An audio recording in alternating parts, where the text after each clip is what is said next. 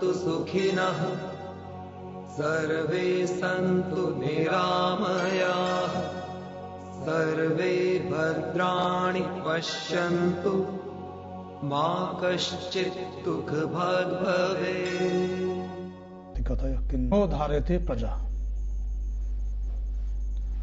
धर्म वो है जिसको धारण करने से कोई मनुष्य मनुष्य बनता है, और धर्म को धारण करने से ही मनुष्य को सुख प्राप्त होता है। ऐसी स्थिति आनी चाहिए कि मनुष्य धर्म को धारण करने वाला ही पैदा हो, ताकि वो ठीक ठीक अर्थों में मनुष्य बन सके और सुख को तथा अपने चरम लक्ष्य मोक्ष को प्राप्त कर सके। भारतीय अध्यात्म में, सनातन धर्म में जो 4 पुरुषार्थ कहे गए हैं, उनमें पहला पुरुषार्थ है धर्म।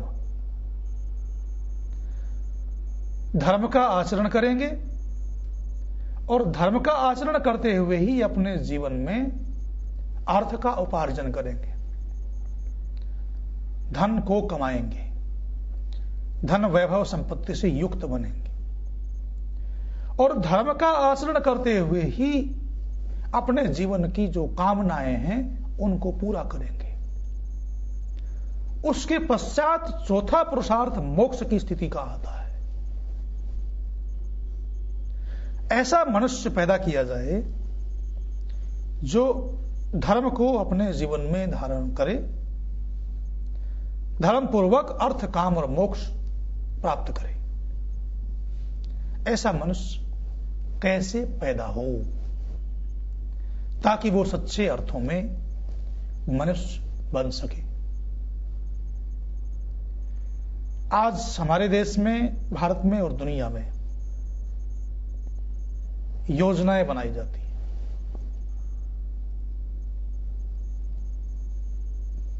इस देश में कई बार यह घोषणा की जाती है कि उतने समय तक देश के कोने कोने को इंटरनेट से जोड़ देंगे।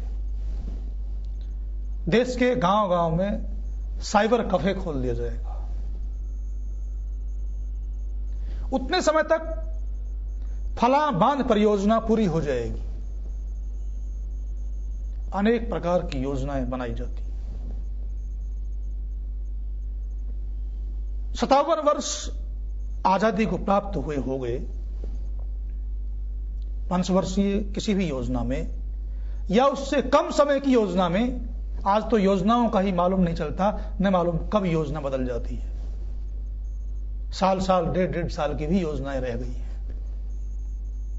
किसी भी योजना में बांध बनाने की योजना बनाई जाती, साइबर कैफे की योजना बनाई जाती, राष्ट्रीय सड़क योजना के माध्यम से सारे देश को सड़कों से जोड़ने की योजनाएं बनाई जाती, सारे देश में रेलों का जाल बिछाए जाने की योजनाएं बनाई जाती और देश की राजधानी दिल्ली को मेट्रो से जोड़ने की योजनाएं बनाई जाती हैं।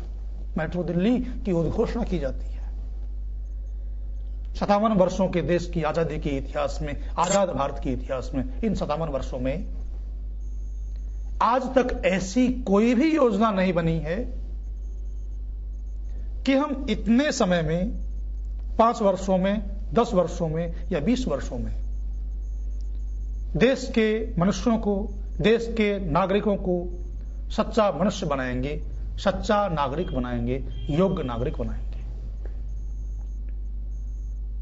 आज तक किसी भी योजना में ऐसी कोई योजना नहीं बनी है कि अमुक समय तक देश के मनुष्यों को मनुष्य बना दिया जाएगा या मनुष्य बनाने का प्रयास किया जाएगा। यही कारण है कि आज मनुष्य मनुष्य नहीं बन रहा।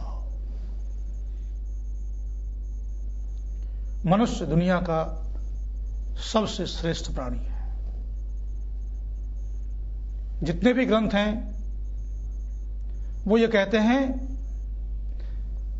कि लाखों योनियों में भटकने के बाद ये मनुष्य का टोला मिलता है। दुनिया के जितने भी प्राणी, उन सब में श्रेष्ठ योनि है ये।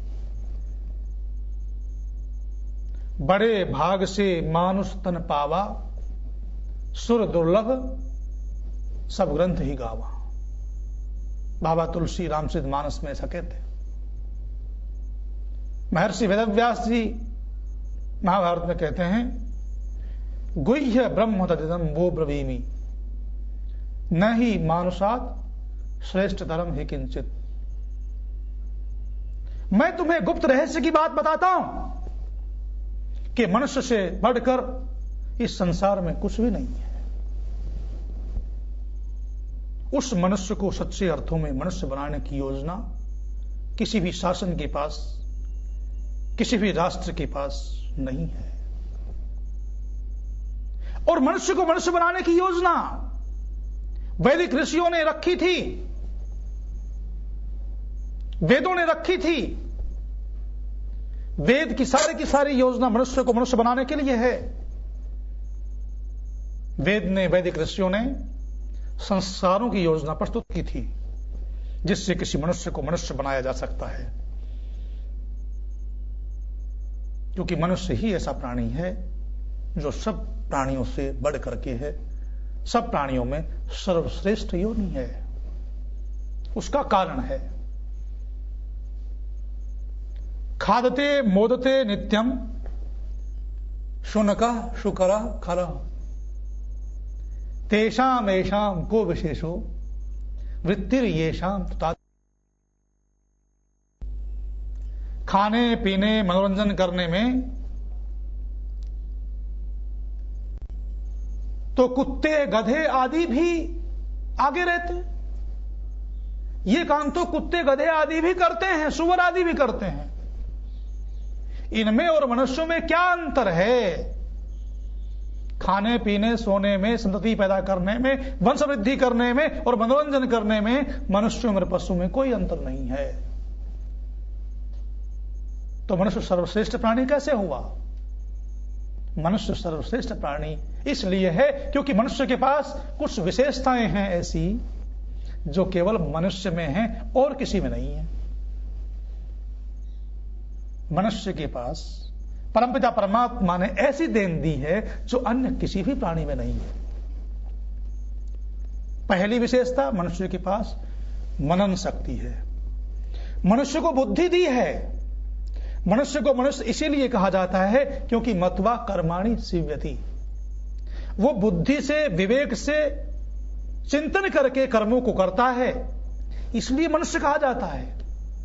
मन से चिंतन करके कर्मों को करता है, बुद्धि से, विवेक से सोच करके अपने कर्मों का निर्वहन करता है, इसलिए उसे मनुष्य कहा जाता है। दुनिया की अन्य किसी भी श्रेणी के पास, अन्य किसी भी प्राणी के पास मनन शक्ति नहीं है, बुद्धि शक्ति नहीं है। उनको जितना सिखा दिया जाता है या जितना वो सीख करके आए होते हैं वहीं तक सीमित रहते हैं। उसको अपनी बुद्धि के द्वारा, मनन शक्ति के द्वारा आगे नहीं बढ़ा सकते। परंतु मनुष्य इस मामले में आगे है। उसको सीखना पड़ता है, सीख करके नहीं आता। पशु और पक्षी सीख करके आते हैं, सब जंतु सीख करके आते हैं, उसको बाद में नहीं सीखना पड़ता। पर मनुष्य को जन्म लेने के बाद सीखना पड़ता है। और उसके पास बुद्धि परमात्मा ने जो दी है, उस सीखे हुए को आगे बढ़ा सकता है।